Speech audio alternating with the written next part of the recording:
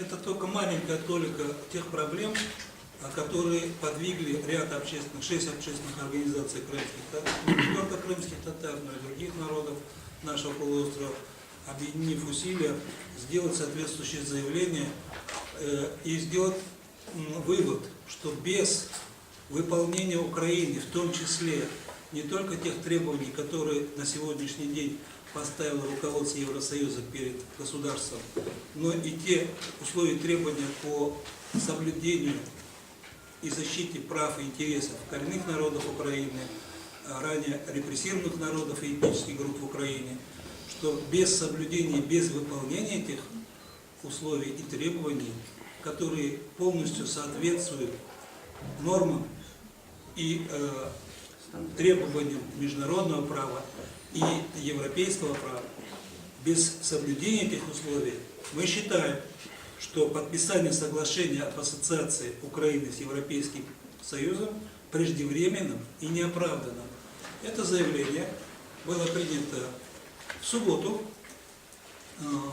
подписано и направлено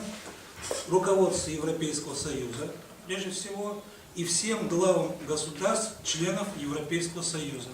Этот документ направлен, он обнародован и на сайте МИНФРК, и распространен по всем информационным агентствам и средствам массовой информации.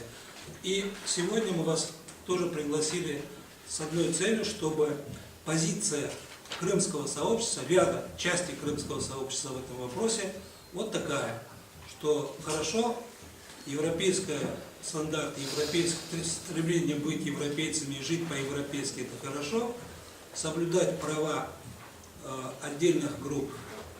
тоже необходимо, но когда нарушаются и не выполняются в течение десятилетий уже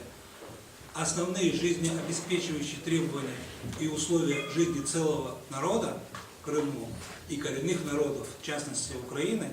это, конечно же, не является параметром для того, чтобы быть готовы войти в состав европейской семьи наций и народов. Вот такова наша позиция.